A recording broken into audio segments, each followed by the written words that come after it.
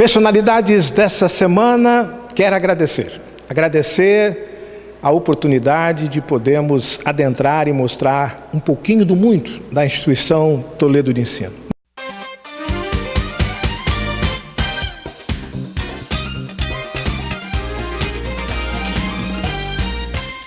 Paulinho, instituição Toledo de Ensino. Paulo Demarque Sobrinho. Esse espaço maravilhoso que é um marco da educação na cidade de Bauru. Praticamente aí primeiro curso superior e depois então, para a alegria da cidade, vieram outras, mas a IT sempre IT. O que tem a ver Demarque, o que tem a ver o comendador responsável para a doação desta área e a gente imaginar este belo espaço voltado aí para a educação? Sim, eu posso me considerar um grande orgulhoso de estar aqui hoje, inclusive nessa casa, porque eu estive aqui por duas etapas, né? Em 1965, eu entrei para a Faculdade de Ciências Econômicas. Eu estudei 2 anos, né? E posteriormente descobri que o meu foco era o direito, com muito empenho, muita dificuldade também. Eu ingressei na Faculdade de Direito de Bauru em 1976 e também com muito orgulho eu me formei aqui nesta casa. É um pouco até gratificante, emocionante a gente estar aqui e nesse corredor, nos intervalos das aulas, nos papos com os professores. E realmente isso fez um grande marco na minha vida. Uma vida simples, uma vida de trabalho, mas que foi conquista, sim. A gente chegou depois, habilitei pela OAB e assim foi. Hoje eu fiz carreira na Companhia Paulista de Força e Luz e assim mesmo eu advogava com ajuda, com a participação dos amigos, e hoje eu advogo com a minha filha, estou aposentado em um outro lado, e eu advogo com a minha filha aqui em Bauru mesmo, né? Mas tem um marco importante, a família dos Demarques, né? Eles eram uma casta de italianos que vinham aqui através dos parentes, e por coincidência ou não, a pessoa que praticamente deu o início nessa casa foi o comendador Daniel Pacífico, que tinha um laço de parentesco com os Demarques, né? E eu costumo dizer que fazemos parte de uma tradição de família de Bauru, né? Eu tenho parente Tâmbara, tenho parente Giunta, e Pacífico, Buzo, e aí por aí afora, tudo. E sim, né, isso para mim é também um motivo de orgulho, né, em saber que uma pessoa tão próxima tinha dado o passo fundamental para a criação da Faculdade de Direito de Bauru. E assim como muitos parentes que formaram por aqui. Agora, você citou uma pessoa aí que é parente, você obviamente já tinha esta vocação, mas talvez precisou de um empurrãozinho no sentido de: rapaz, eu acho que você tem mais cara de advogado do que economista.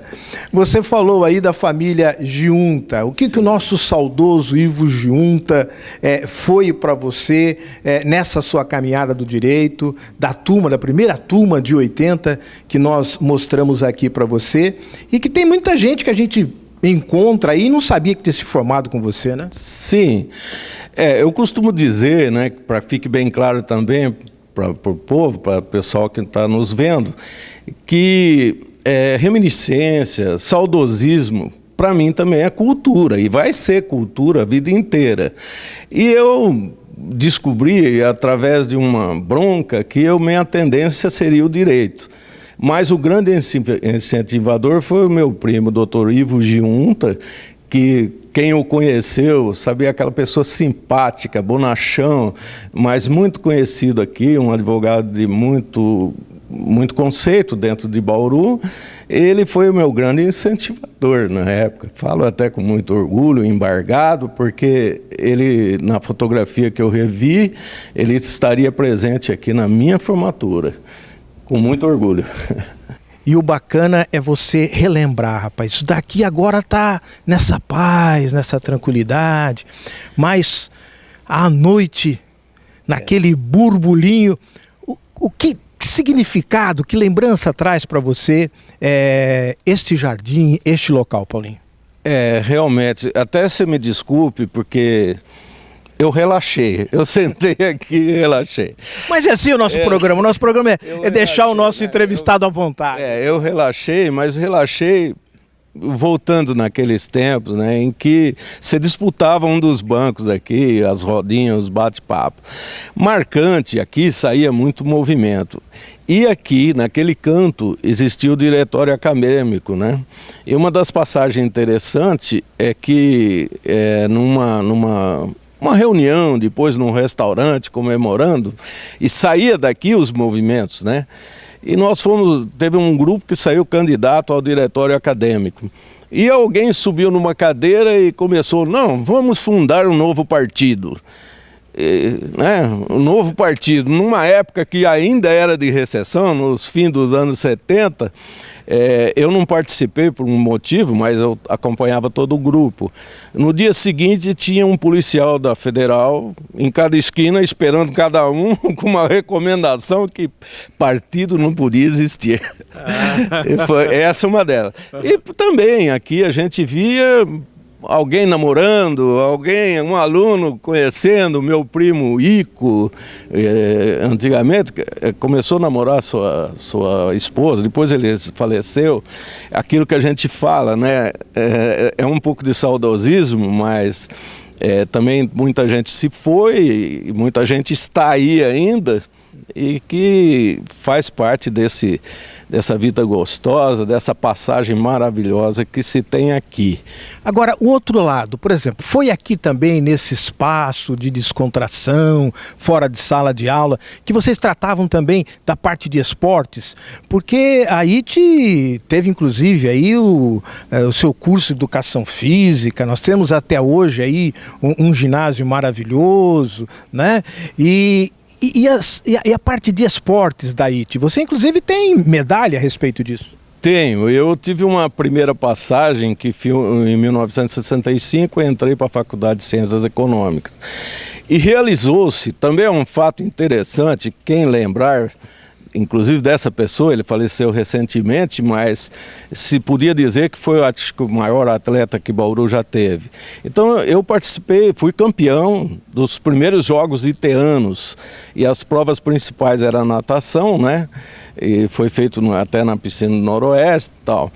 E naquele tempo, né, esse grande atleta, nós ganhamos por equipe, em primeiro lugar, mas as medalhas individuais foi tudo colocado nele pela noiva dele, né? Era a doutora Nelly Regina de Matos, filha do saudoso editor Tiburcio de Matos, era noiva de nada mais, nada menos do doutor também, Paulo Zwicker, né? Que foi o grande atleta. Uma medalha em cima da outra no peito dele. Foi uma passagem interessante. E depois na IT também nós fizemos alguns jogos de futebol, né? Tinha um torneio de futebol aqui, futebol de salão, né? E também foi significativo para a época, na época. Agora, parece que é DNA, rapaz, porque você é advogado, a filha... então, mas eu queria que você justificasse por que o nome dado é um nome diferente, né? Por exemplo, fora... Vocês já vão saber quem que é já, né? Fora o da presidenta, que ela faz questão que seja presidenta. Fora o nome da presidenta, é raro a gente encontrar o nome Dilma. A Dilma ainda não estava no cenário quando a sua filha nasceu. Qual foi a inspiração para esse nome, Paulinho? Hoje ela paga o mico, né? Minha filha paga o mico. Mas ela sai de letra com isso, mas a inspiração, como sempre, vem da televisão. E existia uma atriz chamada Dilma Lois, numa novela da Globo, e o carisma que essa atriz tinha, muito delicada, meiga, e inspirou eu e minha mulher a colocar o nome de Dilma. Ela que paga agora, né? E nós já estamos na biblioteca, né? Conversava eu com o Paulinho, ele falava assim, interessante. Obviamente que ampliou, mas a IT continua com a sua tradição, né, de manter uma biblioteca muito, muito, muito, muito importante. E ali tem uma coisa, hein? Se você é itiano, não interessa da turma de 80, de 90, de 2000, a primeira turma que tivemos aqui, essa biblioteca ela continua à sua disposição. Nós estávamos falando com o Paulinho, né? Agora vamos falar com a Dilma. Não é a presidente, não é a presidenta. É a Dilma Demarque Carvalho, ela que está aproveitando, enquanto nós estamos gravando aqui, já manuseando aí comentários à CLT, porque é uma oportunidade que a IT dá aos itianos. Afinal de contas, itiano uma vez, sempre itiano, entendeu? E os familiares também têm essa possibilidade. Dilma, seu pai já explicou já, e não tem nada de mais, é simplesmente um momento, né, do nome da nossa presidenta aí, dar às vezes brincadeiras a respeito, né, mas com todo o respeito que a presidenta merece, você, enquanto advogada, como é que você tem observado esta profissão? Porque, às vezes, falando da própria mídia, e aí envolve até mesmo a intuição, ou então a intenção, ou a emoção dos seus pais frente a uma personagem, a uma atriz, dar o nome a você. Às vezes, alguns personagens de advogados, ou do lado bem ou do lado mal, como é que a profissional ou profissional do direito enxerga e vê essas situações que passa para o público em geral? A classe, né, dos advogados, por um lado, tem muita gente que pode até, entre aspas, discriminar, levar por um outro lado a profissão. Mas ela é a profissão mais digna que se tem, até porque ela, em prol da comunidade, ela ajuda, né, a comunidade em conflitos, ajuda a apaziguar os conflitos, tem a intermediação e atuantes sobre isso daí. Acredito que é uma profissão esplêndida. Papai advogado, você advogada, esposa de advogado, hoje presidente da OAB Bauru. Como é que é esta vivência, este dia a dia de vocês, família, profissão, exemplos, modelos? Nora de advogado, cunhada de advogados e por aí vai. Sobrinha que está a caminho da advocacia também, contaminou geral. Com relação à família, ser esposa do presidente da OAB, por um lado, eu vou falar para você que é uma missão bem difícil, que a gente tem que caminhar com a paciência, com a compreensão, até porque fora dos horários do trabalho ele se dedica à OAB, se dedica aos colegas advogados, atendendo, tentando ajudar da melhor forma. Mas, por outro lado, também, como eu sou advogada, também faço parte de uma das comissões da OAB, que são 50 e tantas. A sua qual que é? Filantropia. Então, acabo me dedicando também ali, né? Não posso nem reclamar, porque eu estou ali dentro também. E a filha caminhando também para o direito também há de compreenderem, no caso? A minha sobrinha, sim. Ela tá caminhando já faz IT, cursando a IT, faz estágio, já está bem encaminhada. Embora o doutor Paulo Demarco, sobrinho, para nós carinhosamente Paulinho, nós vamos terminar o Personalidades voltando a ele, que originou o programa de hoje, falando do direito, desta vocação para a família, diferentes gerações, e o gostoso foi um ponto central, né? Foi a instituição Toledo de Ensino permitindo tudo isso. Mas, Paulinho, eu queria mostrar mais você, eu queria mostrar mais seus pensamentos, eu queria mostrar mais sua experiência também, como até aqui, né? Como até aqui, resgatando história, porque história é importante para a vida da gente. E eu queria que você dissesse, é mais difícil fazer o curso de Direito ou o exame da OAB? São pontos um pouco diferentes um do outro, tá? Eu costumo falar que do formando, né, o estudante que conclui, para o profissional existe um grande muro, né? E na minha época a gente tinha que habilitar lá em São Paulo, enfrentar aqueles examinadores terríveis, né? Inclusive tinha um que tinha um cacuete, fazia assim, eu me atrapalhava todo, mas tinha que ser vencido aquela etapa, né?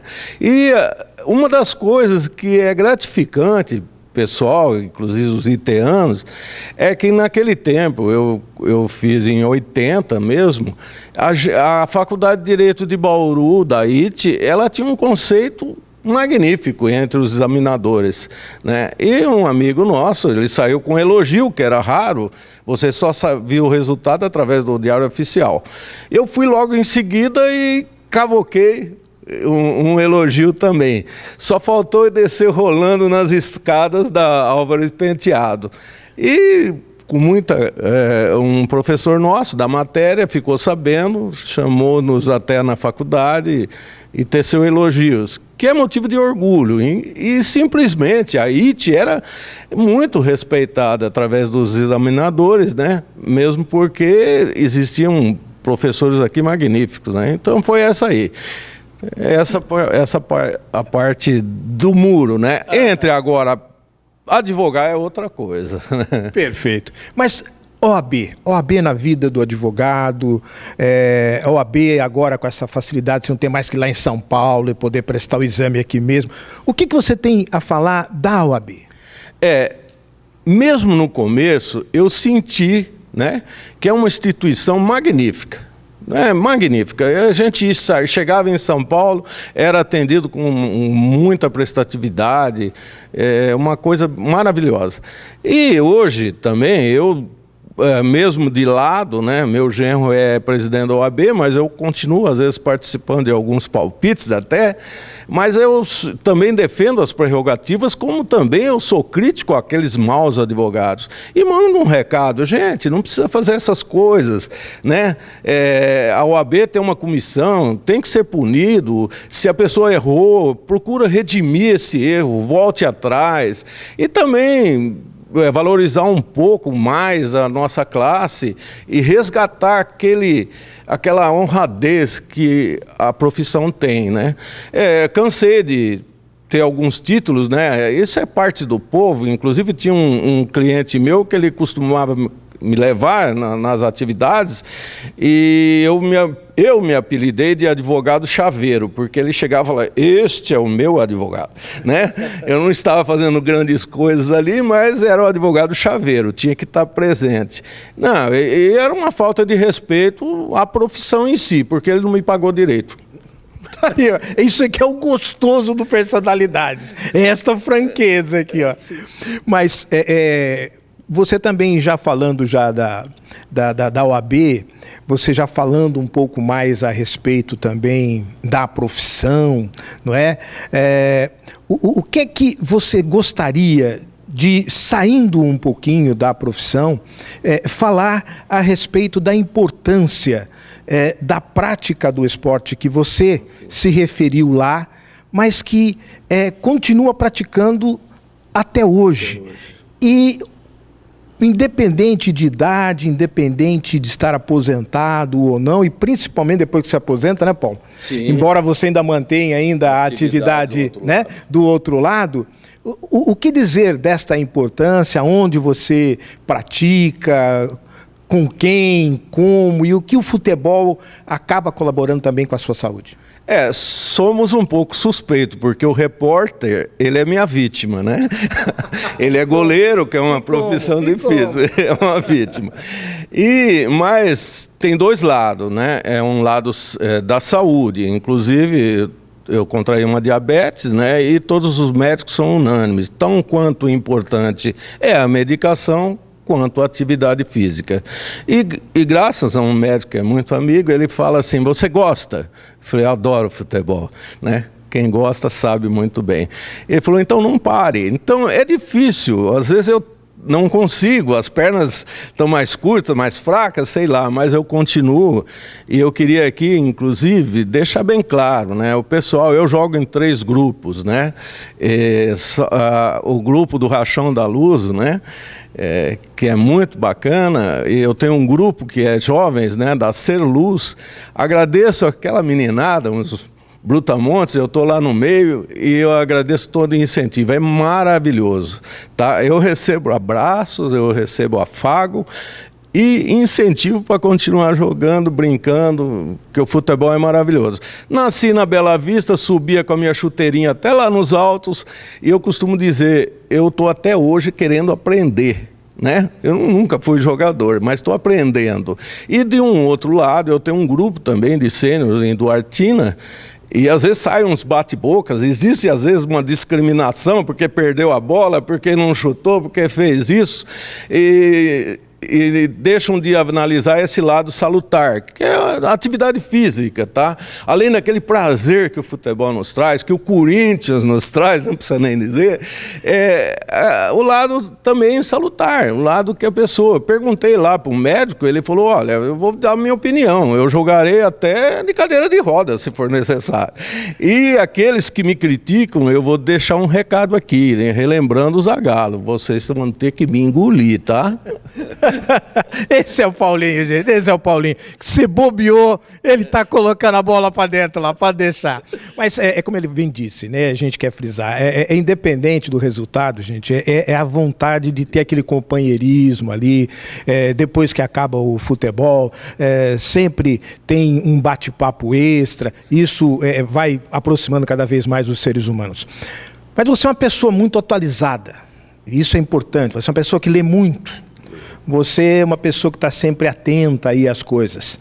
O que é que uma matéria do Jornal da Cidade aí chamou a sua atenção e que você gostaria de registrar aqui para os amigos de personalidade? Sim, hoje eu abri o Jornal da Cidade e tem uma entrevista com o Padre Milton, né? E o Padre Milton citou algumas coisas, né? E que eu, como católico, eu fico às vezes indignado. Eu não sou aquele católico de comissão, não, eu sou católico, né, por tradição da minha família. E sou seguidor de uma pessoa maravilhosa que é o Padre Beto.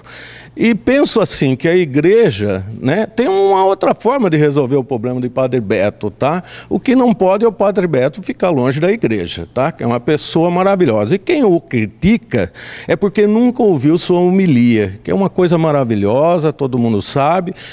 É emérito professor desta casa, né? E a entrevista, né? Que o Papa está com uma linguagem parecidíssima com a linguagem do Padre Beto, né?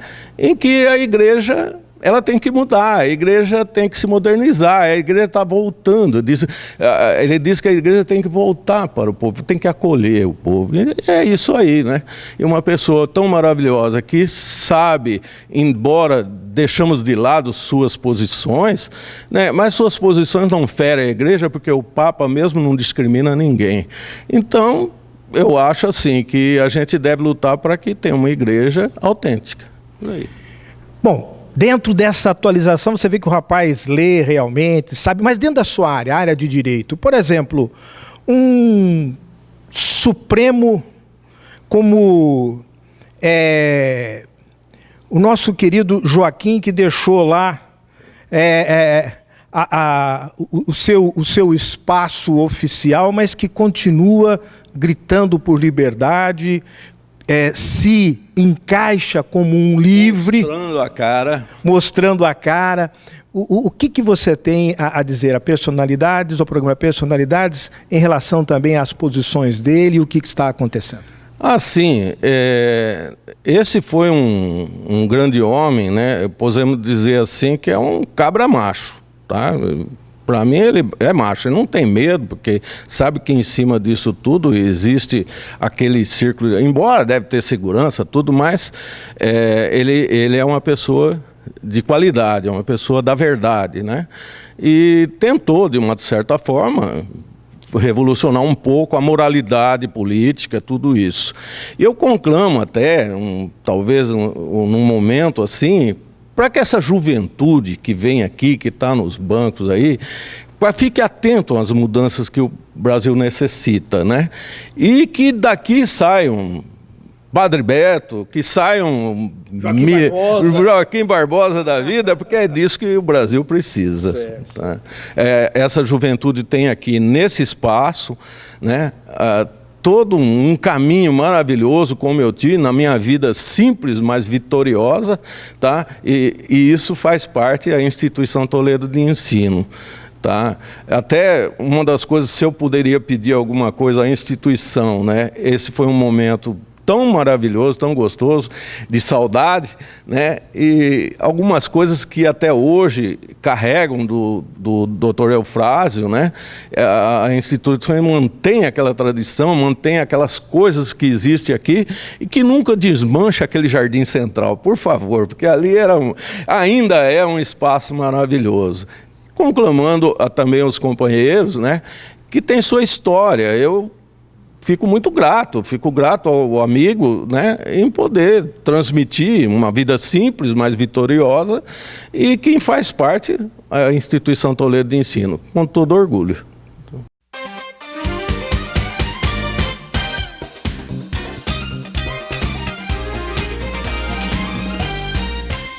E assim chegamos ao término do Personalidades dessa semana. Lembrando que na semana que vem tem mais. E de repente, o nosso entrevistado ou a nossa entrevistada pode ser você. Até lá.